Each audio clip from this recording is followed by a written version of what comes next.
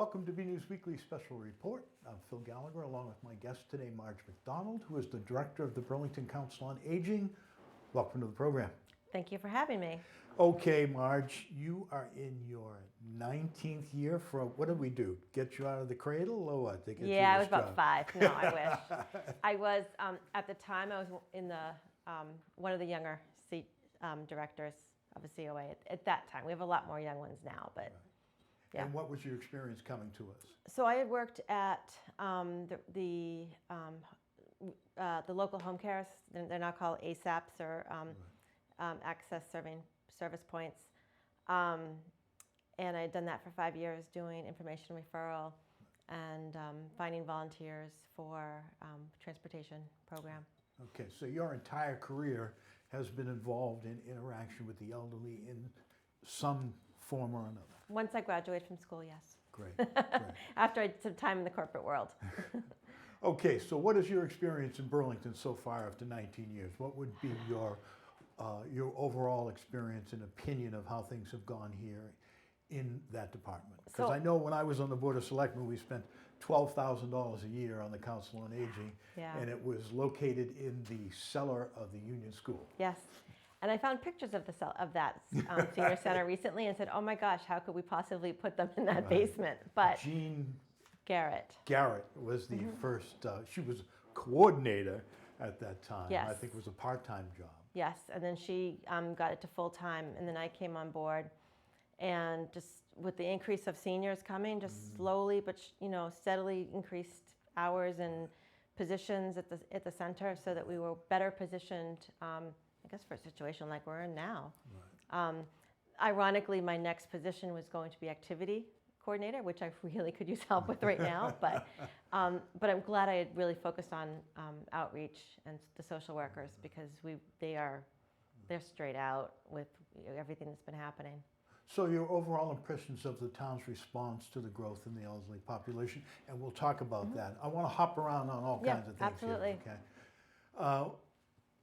Your overall response to the town's response to the growing elderly population from a personnel and budget standpoint. I think it's been great. I think people have really been open and understanding of the fact that the population is growing, and that we really do want our seniors to be able to stay in town once they retire. They shouldn't have to be shuffled off to a cheaper town just because they don't need the services that we offer anymore. The lower property taxes that we have make it very conducive for folks to stay in their own home here. So I think I think people have been very, everyone's been just great about understanding that we need to serve those folks. Okay, and what level of population, and I'm talking about seniors like me, I'm sorry to admit, then the next tier, and then the super senior, what have we seen for growth in those areas? Huge. So when I first started, 2001, it was just after the census. There was 5,300 seniors in town. Of a population of about 60 and over. But 24,000 Yeah. total townwide. Okay, so we had about a 20%, Yeah. less than 20%. Yep. Today we have over 6,300. Right, with a population of roughly 26,000. Right. So it has grown substantially. Yeah. And how about the super senior arena? That We're is- living longer. Oh my gosh. Not that we want to. So our 90 plus has just exponentially grown. It was probably 40, 50 people, not including assisted livings. Not including assisted Not including living. assisted. We don't include them in any of our numbers just because we don't serve them. Right, exactly. They're part of the census. In a real emergency, we're still going to serve them, but we're not giving them rides. They're not necessarily coming to the Right, center. they're already being provided for Right, in that right. arena. We have had some that do come to the center because they're residents and that's where they're comfortable, but generally no. And I completely lost my train of thought on that one. What was the question Super again? seniors. Super seniors. So our 90 plus started about 44, 50 people back in the day, and we are several hundred today. It is So I a guess growing. that's a tribute to medicine and I guess taking care of oneself. Yeah, absolutely.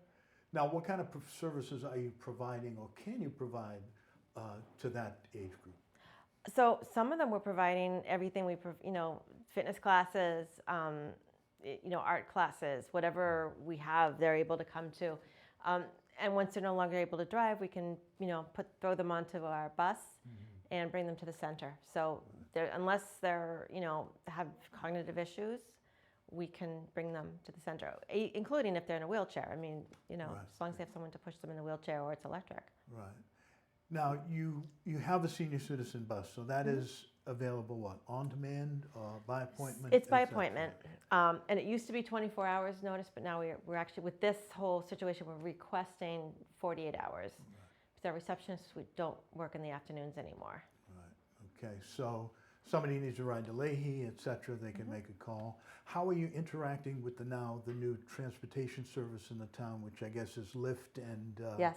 and Uber, getting rid of the the bus, So- which nobody could get to apparently?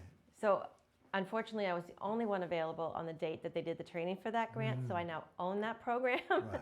Be careful what you Yeah, right. what you offer to do. It's a lot, and it's becoming a lot of work just because it's getting very busy as the demise of the Beeline comes around. Well, I would imagine that that's me. That's me Okay. kicking things here. I thought my thing fell off. So we're getting a lot more people coming. I'm getting a lot of seniors signing up now as well that are worried about winter. Winter's coming. They want to be able to get to medical appointments if we're still doing medical appointments over the winter. And it's just another way for them to get that. Right. Are you getting any input from them? I mean, it would think to me on the surface, excuse me, that point-to-point transportation, particularly for your clientele, would be much more advantageous than having to wait on a route that might come by your house. They're loving it. Yeah. Yeah, I've gotten great feedback from the seniors. They absolutely love it. It's convenient. It's reasonably priced. A full price Lyft or Uber is going to be a bit much for them. Right. But with us taking up part of that Yeah, we're cost, underwriting 80% at roughly the same cost Right. comparatively to what the Beeline was costing. Right, exactly. Okay. So, especially for someone who's not very able, and you're starting to walk with a cane or a walker, it's much more convenient. And you think about going to Leahy, and you can't walk from the garage into the building, and you have to go to valet, which hikes up the price even more. This Sure. is much better for them. Right. And what kind of interaction have you had with the selection of the providers? Is this a general proviso, or do we have people that are qualified to provide that within Burlington alone? So the concierge service, which is GoGo Grandparent, I told everyone about it because they have been talking to all of the councils on aging, trying to drum up business. And it's just a concierge service. It's all it does. It tracks the vehicle that the senior's in, so there's not going to be any problems. They screen the drivers before they let them go to a senior's house. So if a driver pops up that they know is not a patient person, they will cancel that ride and reschedule it for somebody else. So I was probably pretty instrumental in that one. Although I didn't do the negotiations. They have a complaint department. Yes. Okay. Great. The Lyft was they did an RFP, so that was just done, the same way we do all contracts in town. Right. But GoGo was very specific to what we were looking for. Okay, so you're interacting on a regular basis with other council on aging directors across the state. Yes. Tell me what you guys are talking about. Or you ladies and gentlemen, excuse me. Ladies and gentlemen. Let's not have Guys the is fine. barroom vernacular well, no, here. I say guys too. We're talking about everything. We're talking about how we're doing our outreach, what we're finding out in the world, activities. We're sharing resources. Somebody told me about a really great woman that does nature talks on Zoom. It's very, very engaging, even on Zoom. And just kind of finding activities we can do, grab and go ideas, which are probably the mainstay of many of us right now in terms of outreach to our seniors. We're used to seeing some people every single day, or once a week, or once a month, and all of a sudden you're not seeing them at all. So the grab and go is a way for us to get them to come in. It's like like the carrot, right? Come see us. And they never get out of their cars, but it gives us an opportunity to talk to them, to just note anything that we're finding. Break the social isolation to some degree? Yeah, it gives them somewhere to go that's safe. Right. We have a lot that won't even go to the grocery store. They're not seeing their family members still. But they come see us, they're in their car, we place it in their car, they talk to us from that safe distance. Now, and this then is they the go. lunch program, or the It's not a Meals lunch on Wheels? Nope, What it's is actually it? not. We're still doing Meals on Wheels. You are. In fact, my staff was doing it during the lockdown. So we had fewer people seeing seniors. You know, the fewer people you have touching people, the better. Right. Because this is the at-risk age group. Absolutely, Right. yeah. The grab and go literally is like we do it in the afternoon. So tomorrow afternoon we're doing, which will be Thursday, but it'll be yesterday by the time they see this. We're doing Friendly's ice cream sundae cups, and we'll put those into a bag with a few little other goodies and hand it to them. And it's really about them seeing us and us seeing them. Somebody told me the other day during one of our coffee hours virtually that the cupcake they got for Halloween was really nice, but what they really liked was seeing us. So, I mean, that touch is extremely important for people, especially when they're so isolated. So And if this is the primary problem, other than the virus, isolation, lack of social interaction Yep, for people who are on their own, who desperately need this. right. And a lot of these, I mean, some of them are doing very well because they were already isolated, right? Right. This is a group that's not going to work every day. They're not necessarily volunteering anywhere. Their families may live far away, and they've gotten quite used to being isolated much of the day. And so I think they've done a lot better than us. But on the other hand, they're not moving around the way they used to. And it is depressing. And you know that, if you haven't seen your brand new great-grandchild and you don't know when you're ever going to see that grandchild because they live in California or Texas or somewhere, or even a couple states away, you don't know when you're ever going to see that child, that baby. That's depressing. And that's, it takes its toll. And just not seeing your friends every day is tough. Now, one of the things to combat for an elderly person is being sedentary, and you had the exercise programs, et cetera, up at the senior center. So how are you relating to your clientele the need for them to worry about diet, bone density, muscularity, et cetera? Most of the programs, sarcopenia. so most of the programs that we had going on, we still have going on. They're virtual. So as long as they have the access to technology, which we can talk about in a minute, they have that access. And the rest of it's like through the newsletter. Everybody over 60 gets a newsletter. So we try to get as much information in there as we can. At the beginning, it was all about technology. How to use Zoom, right? I should have taken that course, I guess. And how do you do it in a newsletter, right? When you're not helping people.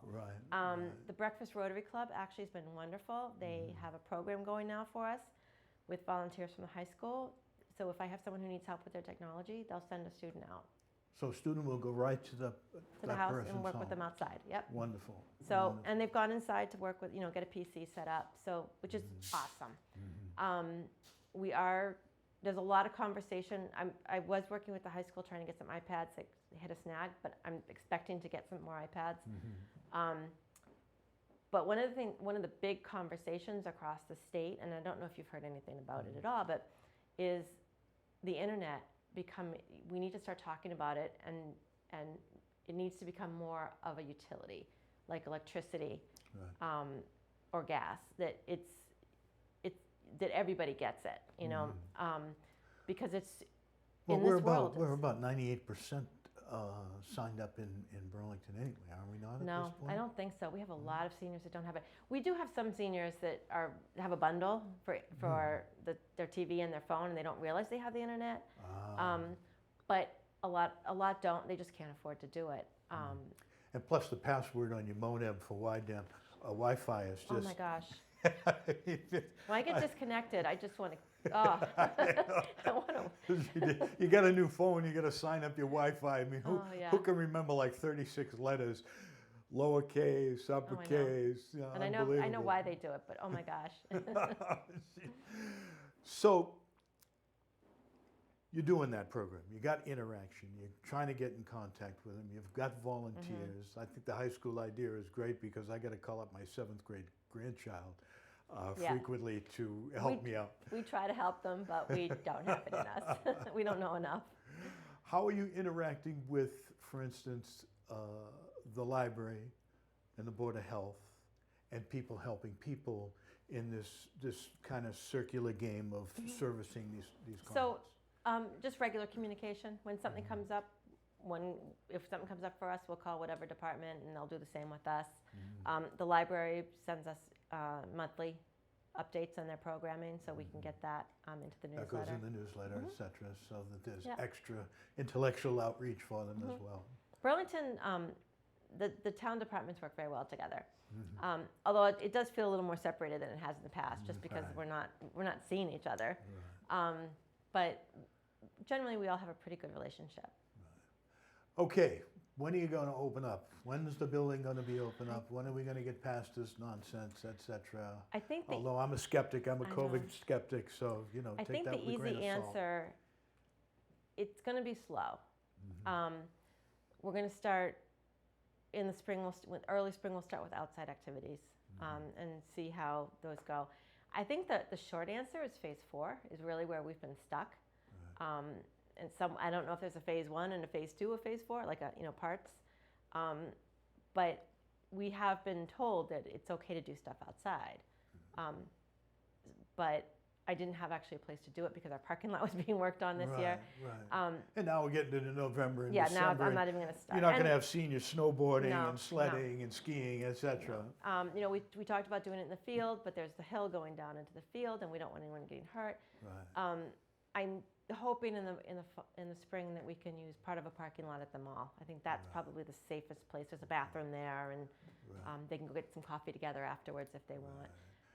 And how about the walking programs at the mall and at the high school field? Is that so? We haven't been doing the high school field because that's me, and I just have been. I was not comfortable doing it in the beginning, and then I just haven't had time to get it back in. But we will do that in the spring. I don't know what's going on with the walking program at the mall. I think that is still on. They're trying to get people in there. Yeah, I guess it wasn't open until 11 o'clock recently. We used to go at 7 o'clock, my wife and I go down there to see a bunch of people, but that hasn't been available. And they're under construction too, so you've got all that dust in there and what have you. But again, that's another place to combat the sedentary lifestyle, et cetera. I think the best thing people can do is just go walk around their neighborhood, which isn't bad anyway. You should have people out walking in your neighborhood. It makes it safer. Now, what if we got for a kind of emergency contact situation? Do you know who's at risk? Do we have a check-in program on somebody that needs to be checked on a daily basis? Yeah, the outreach workers and our van drivers. When we first locked down, we just pulled up a list of all of our participants and those we know need the attention. And van drivers just started going down the list and calling people and kind of just figured out who really needed call back and who didn't. And then weekly they would make, or every other week they would make phone calls and see how people were doing. That ended when we kind of opened back up during the summer, and they were calling and people weren't home. We'll probably pick that back up pretty soon. Outreach workers are always checking in on the folks they know are in need of it, and they've just picked it up. They have noticed that the phone calls have gotten longer. Every phone call is people are shut in longer and longer. Good to have somebody to talk to. Now, what about our outreach workers? Are these seasoned people that have long experiences with this clientele and know them personally? Is this the crew we have? This is the crew we have. Social workers who specialize in seniors and have been doing it their career. Great. Okay. And I should just put in a little note that we also have an intern who is well known to people in Burlington. It's Shayla Farron. Well, we know Shayla. So, and she's wonderful. We absolutely adore her, and she's been great. So if somebody needs an outreach worker, you might get Shayla, who can also help you with your technology, unlike my social workers. Yeah, well, my mother and father have been here for 60 or 70 years as well, so long history of inter-community relations. Let's skip on to one of my favorite subjects, actually, that I hate, which is senior scams. Yeah. I get them on a regular basis. I get them in email. I get them in a phone call. Somebody wants to re-up my Microsoft license. They want to take care of my Medicare. They want to send me $10 million from Nigeria. Yeah. They want to give me a Walmart gift certificate. They want me to send 6 Walmart cash cards because I'm in a meeting, but don't worry about it. I'll get you the money afterwards, you know. What's going on in that arena as far as what your clientele is receiving? It's gotten worse. So in a 10-day period during October, there were 11 scams of people over 60. We're not even talking the, you know, under 60 crowd. And, 17. There were 17 of them. And 11 of them were, no, sorry, I have that wrong. There were 11 scams, and 6 of them were the unemployment scam. Someone had filed for unemployment using their social security number, And which then is terrifying. You had the COVID check, you know, call me out, help you get your COVID check. Give me all your information. Yep, and of course with the lockdown, people aren't really aware of where their family is, so the grandparent scam is alive and well. Right. Now, we know we had a nice pinch from the police department on one fellow that got caught down in Connecticut.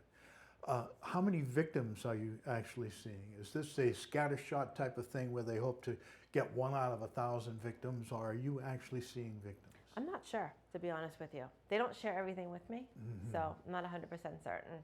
Well, sometimes it's because of embarrassment. Yeah. Right? Oh yeah. I mean, they get very embarrassed. They don't want to tell anybody. A lot of times what we get is the family member contacting us or the police and saying, you know, my parent has been scammed out of whatever. You know, I think there's some definite rules that I will tell people. You know, people always come to me and say, well, can't you put this scam into the newsletter? Can't you put that scam in? I can't keep up with all the scams that are happening. Right. So my thing is to keep it general and just stick to some basic rules. And those basic rules are what? Do not give out any identifying information, not your full name. Don't give out your social security number, your address, your phone number. If they're asking you and you didn't initiate the contact, don't give it out. You can ask to call them back, and if they yell at you, you know it's a scam and hang up. Right. If not, you know, go to a phone number that you know you have, that is not given to you by the person that you're on the phone with, and use that phone number to call. IRS does not call you. They do not call you. Medicare does not call you. No. State Department of Revenue does not call you. Registry of Motor Vehicles. No. Hell, they would never call you anyway. And the police will never call you and say there's a warrant out for your arrest, pay us money. Right. You will never get that. Right. Ever. Courts don't do that. No. You're never going to get that phone call. If someone's calling you and threatening you with something and saying you need to pay me, don't. And if you think it might be legitimate and you're questioning it, again, tell them you'll call them back. You can call us, you can call the police and they will talk you through it. Right. Now, I know you've done some outreach. You had Marion Ryan in recently, so you've done some learning, some teaching skills for them. Yeah. And Glenn Mills and I, Sergeant now I think. Sergeant, yeah. Did a thing last year, which seems so long ago now. Last September, I think we did an interview on scams. But of course, everything changes so quick, and they come up with new stuff. Okay, things are changing. Enforcement seems to be lacking. Again, not from the police department standpoint, since I think Anne Marie Brown was part of that pinch of that fellow down in Connecticut. It was like a $5,000 or $7,000 deal. Wow. What are you hearing from the state rep and the state senator and even Markey's office or Warren's office about what is being done about legislation to both severely punish these people, and secondly, to put in place the mechanics that will prevent this type of constant harassment?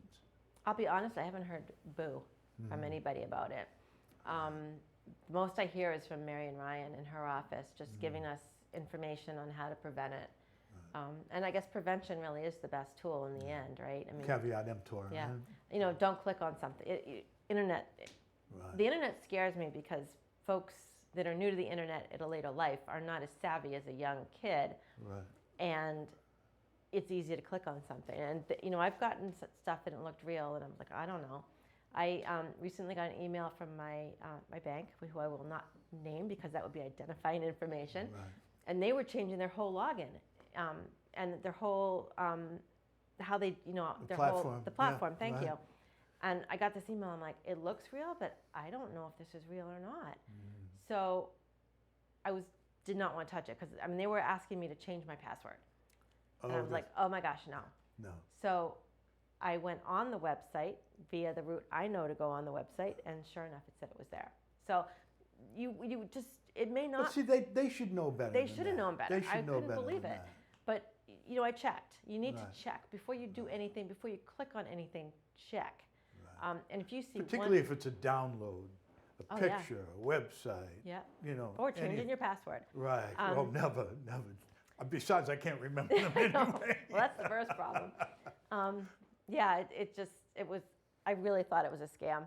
It actually surprised me that a bank had done that without sending out a letter beforehand that they were going to do that. Right. Shame on them.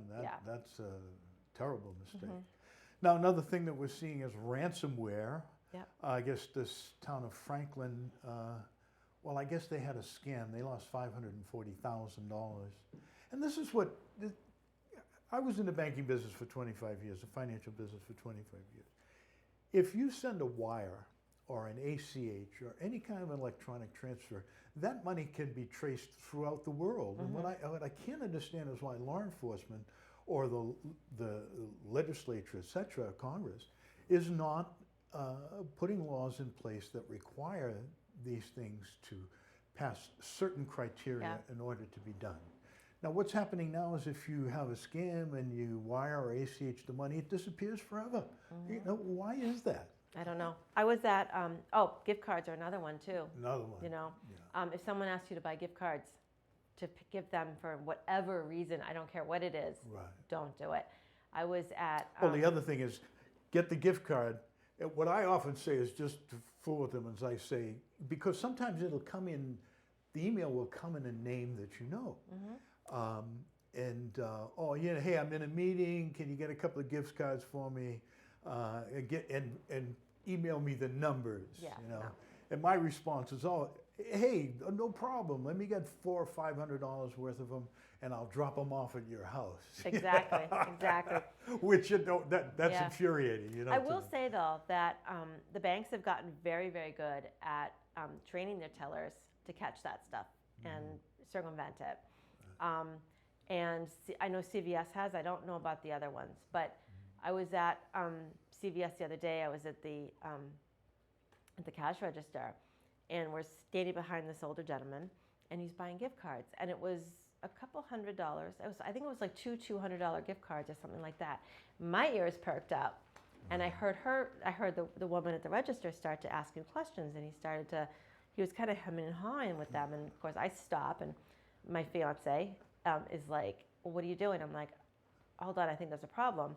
And I'm not even in my town. I'm not even in Burlington. I'm in Billerica. And Right. I'm like, of course, but it's not a question of minding your own business in a case like this where you have right. expertise in that arena. So he wouldn't answer her, and she asked him again, and then he started to talk about it. So I'm like, okay, I can leave now. They'll take it from there. Right. But yeah, it's just, I'm always on alert for people, for hearing these things when I'm at the bank or when I'm at anywhere you can get a gift card. Right. I seem to always be, and I seem to find people too. I don't know what it is. Right. Now, on the people helping people thing, are you getting any requests out of the ordinary in terms of extra need for basics? I know obviously toilet paper and hand wipes a few months ago were a problem.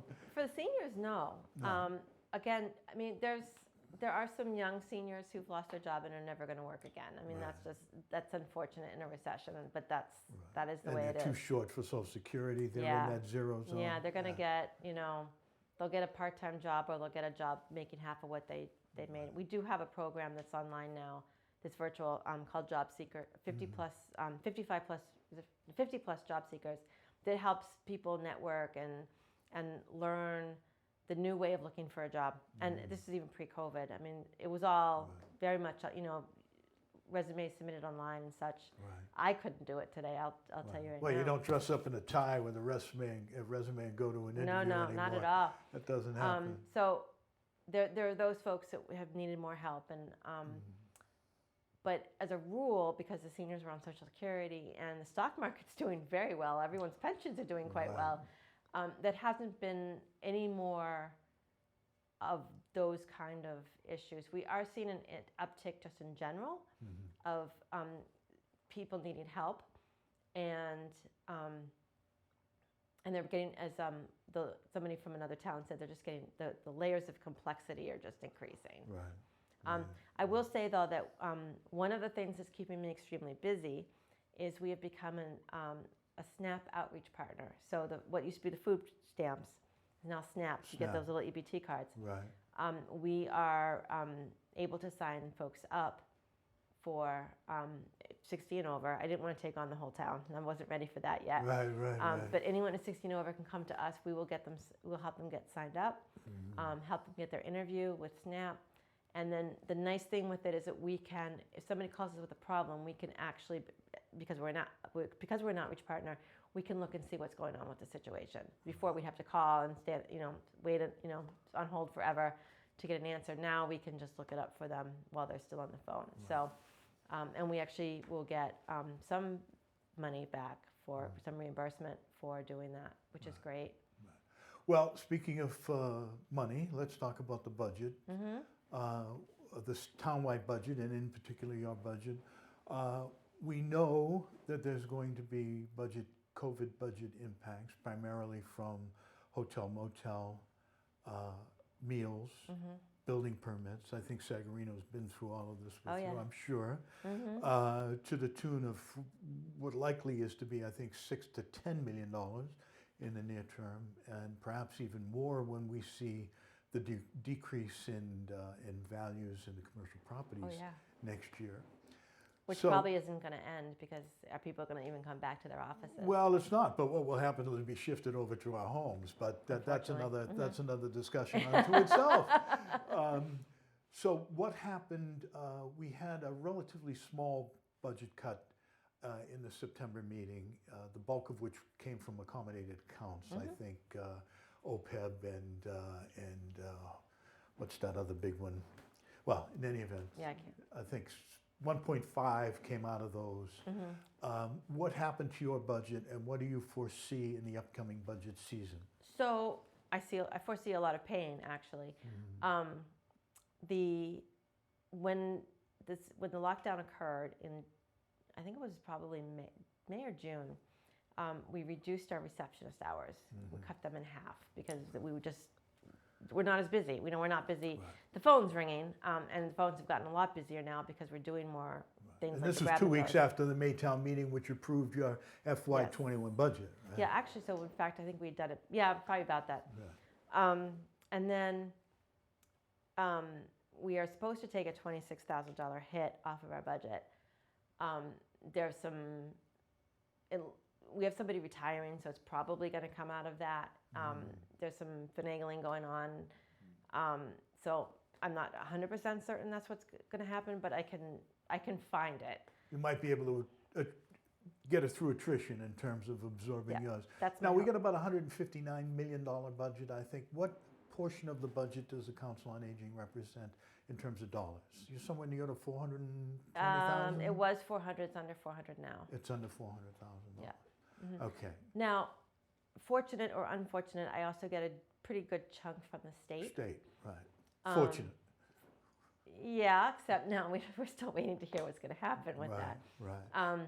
Although local aid remained steady, actually, we actually get a little increase. Yeah. I'm pretty sure. So, in fact, for this year, the governor did keep us level funded from last year. Right. So that's $12 per elder. Right. At like 5,800 or 50, it's 5,300. So we got about 66,000 last year. So I expect that for this year. Right. To augment your regular budget. Correct. Right. Which will mostly go for the newsletter and personnel at this point. Right.